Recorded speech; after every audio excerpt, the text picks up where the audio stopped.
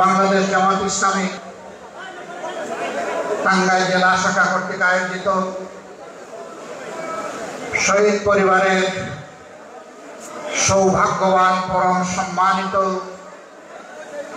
সদস্যবৃন্দের সাথে মত বিনিময়, শহীদের আত্মার মাগফিরাত কামনা এবং প্রিয় দেশের জন্য মহান মাবুদের দরবারে কল্যাণ কামনার উদ্দেশ্যে আয়োজিত আজকের এই সভার সম্মানিত সভাপতি, বাংলাদেশ জামাত ইসলামী টাঙ্গাইল জেলা শাখার আমির আহসান হাবিব মাসুদ, কেন্দ্রীয় নির্বাহী পরিষদের অন্যতম সদস্য জনাব অধ্যক্ষ ইজ্জতুল্লাহ, কেন্দ্রীয় এবং স্থানীয় নেতৃবৃন্দ, ছাত্র সংগঠনের নেতৃবৃন্দ, শহীদ পরিবারের গর্বিত সদস্যবৃন্দ, প্রিয় টাঙ্গাইলবাসী, সাংবাদিক বন্ধুগণ, আল্লাহ তাআলার শুকরিয়া আদায় করছি।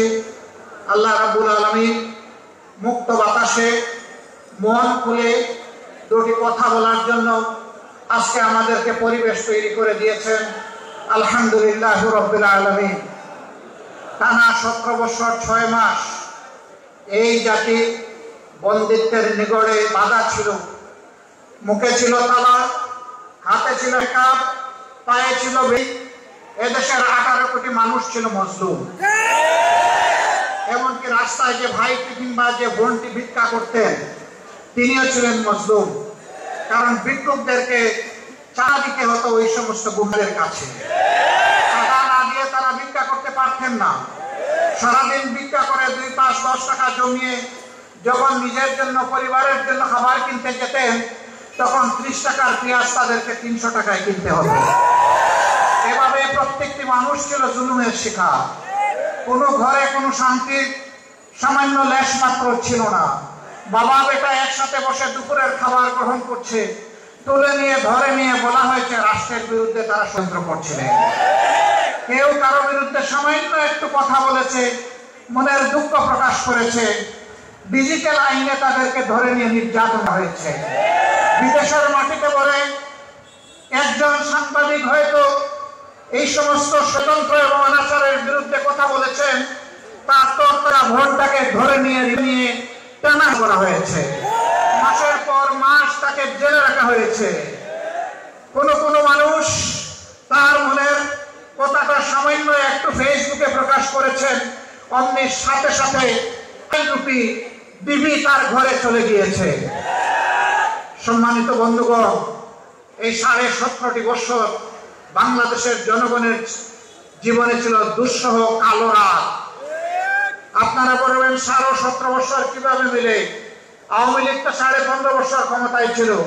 আসলে তারা 17.5 বছরই ছিল। তারা 2006 সালের 28 অক্টোবর পল্টন সহ সারা দেশে লগি বইটার তাণ্ডব চালিয়ে শখানেক মানুষকে তারা হত্যার সূত্রপাত ওখানেই হয়েছিল। তারা রাষ্ট্রের গর্বিত প্রতিষ্ঠান সেনাবাহিনীর কবরে আঘাত দিয়েছে। পিলখানায় বিডিআর সদর 54 জন সামরিক অফিসারকে হত্যা করে নেওয়া হয়েছে। 500 মানুষ তারা নিহত হয়েছে। কুচক্রকারীদের চক্রান্তে বলি দিতে হয়েছে এই সমস্ত মানুষগুলোকে। ঘরে ঘরে হাহাকার। আমি অনেক যুবককে জেলে পেয়েছি। বিয়ে করে 6 মাসের মাথায় গ্রেফতার হয়ে গিয়েছে। তার ওয়াইফ 1 বছর, 2 বছর, 3 বছর অপেক্ষা করেছে। জেলের ভিতর থেকে এই লোকটা বলে দিয়েছে, তুমি আর আমার জন্য অপেক্ষা করো না, তুমি মুক্ত, তুমি চলে যাও, তোমার একটা জীবন আছে। আমি কোন দিন মুক্তি পাবো আমি জানি না। ঘরে ঘরে হাহাকার। এরপরেই তারা আঘাতটা দিয়েছে বাংলাদেশ জামাত ইসলামীর উপর, দেশপ্রেমিক পরীক্ষিত এই শক্তির উপর। এদেশের শত্রুরা জানে জামাতে ইসলামী ভাঙবে কিন্তু মচকাবে না, অন্যায়ের কাছে মাথা নত করবে না, দেশের স্বার্থ কারো কাছে বিক্রি করতে রাজি হবে না, অন্যায়ের বিরুদ্ধে প্রতিবাদ করতে পিছপা হবে না। এই জন্য এই শক্তি ধ্বংস করতে হবে। 42 বছর যাদের বিরুদ্ধে কোন থানায় একটা জিডি একটা মামলাও ছিল না, 42 বছর পরে তাদের বিরুদ্ধে মানবতা বিরোধী অপরাধের অভিযোগ আনা হলো।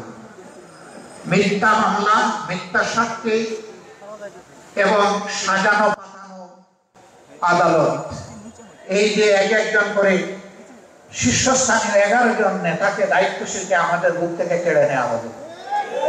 গোলাম আজম রাহিমাহুল্লাহ থেকে শুরু করে জনাব মীর কাসিম আলী পর্যন্ত তাদেরকে আমাদের বুক থেকে নিয়ে নেওয়া হলো। আমরা আল্লাহ শুকরিয়া দেই, আমরা চিন্তিত নই, আমরা দুঃখিত নই। হে আল্লাহ, তোমার কাছে আমরা সাক্ষ্য দিচ্ছি, তোমার যে গোলামগুলা এই সংগঠনের সবচেয়ে উন্নত আখলাক, চরিত্রের, ইমানের, ইলমের আলোয় আলোকিত ছিল, তুমি তাদেরকে সত্যের জন্য কবুল করেছো। আলহামদুলিল্লাহ রাব্বিল আলামিন। তোমার দরবারে শুধু মিনতি, তাদেরকে মুহাক্কিক শহীদ হিসাবে কবুল করো। আদালতে আখিরাতে হযরত হামজা রাদিয়াল্লাহু তাআলা আনহুর মিছিলে তাদেরকে শামিল করে নিও আল্লাহ। রাব্বুল আলামিন জান্নাতের সিঁড়িতে আমাদের প্রিয় এই সমস্ত দায়িত্বশীলদের সাথে আমাদের মুলাকাত করিয়ে দিন। তাদের রক্ত, শহীদ নিজামী বলেছিলেন তার শাহাদাতের আগে যে আমার রক্ত বাংলাদেশে কথা বলবে, আমার রক্ত বাংলাদেশে পরিবর্তনের সূচনা করবে। এ ভাইরা 1, 2, 3 করে 15.5 বছর জাতির উপরে এরা স্টিমরুলার চালিয়েছে। সবচেয়ে বেশি আঘাত দিয়েছে জামাতে ইসলামী, ইসলামী ছাত্র শিবিরের উপর। আমাদের মতো মজলুম সংগঠন আর কেউ না। আর কারো এতগুলা নেতাকে হত্যা করা হয়নি, আর কারো বাড়িঘর বুলডোজার দিয়ে ভাঙা হয়নি, আর কারো বাড়ি করে আগুন দেওয়া হয়নি, লুটপাট করা হয়নি। আমাদের পর্দানশীল মা বোনদের ইজ্জত, আমরা সেদিন চোখের পানি দিয়ে শুধু আল্লাহকে বলেছি, আল্লাহ তুমি দেখো, তুমি সামিউন বাসীর, তুমি সীমাহীন দৃষ্টি শক্তির মালিক, আর তোমার কান থেকে কিছুই বাদ যায় না, তুমি সব শুনো। মজলুমের আহাজারি আল্লাহ শুনেছেন। তিলে তিলে এই দুঃখ, ব্যথা বেদনা জমা হয়েছে। মজলুম শুধু আমাদের সংগঠন ছিল না, এরপরেই আপনারা লক্ষ্য করেছেন হেফাজতে ইসলামের বিশাল সমাবেশে 13 সালের 5 মে আঘাত দেওয়া হয়েছে, অন্যায়ভাবে তাদেরকে হত্যা করা হয়েছে। সম্ভবত ওনাদের বাড়ি আপনাদের এলাকায়। তিনি কয়েকদিন আগেও বলেছেন 13 সালের 5 মে শাপলা চত্বরে 12টার পরে সাফ করে দিয়েছে। যাদেরকে সাফ করে দেওয়া হয়েছিল তারা আল্লাহর দরবারে চলে গেছে, কিন্তু যারা সাফ করেছিলেন আজকে তারা কোথায়? تعز من تشاء وتذل من تشاء بيدك الخير إنك على كل شيء قدير। অহংকার মারাত্মক, এটি হচ্ছে আল্লাহ তাআলার চাদর। এটা নিয়ে কেউ টানাটানি করুক, আল্লাহ এটা বরদাস্ত করেন না। এই জন্য অহংকারীরা 2 দিন আগে হোক পরে হোক তাদের পূর্ণ পাওনা তারা সঙ্গে পায়। আপনার শিশুকে প্রথম স্কুলে দিচ্ছেন, পড়ার পাশাপাশি সোনামণিদের হাতে সুন্দর অক্ষর গড়ে দেওয়ার একমাত্র প্রতিষ্ঠান হাতেখড়ি প্রি প্রাইমারি স্কুল। ঘরের খুঁটি দুর্বল হলে যেমন ঘর নড়াচড়া করবে, তেমনি হাতের লেখা সুন্দর না হলে প্রতি ক্ষেত্রেই আপনার সোনামণি পিছিয়ে পড়বে। আসন সংখ্যা সীমিত। আসন শেষ হওয়ার আগেই আপনার সন্তানের ভর্তি নিশ্চিত করুন। 1 সেপ্টেম্বর ভর্তি শুরু। Hatekhori pre primary school, Bindubasini girls school, Pukurpar road, Tangail. 01721 992729।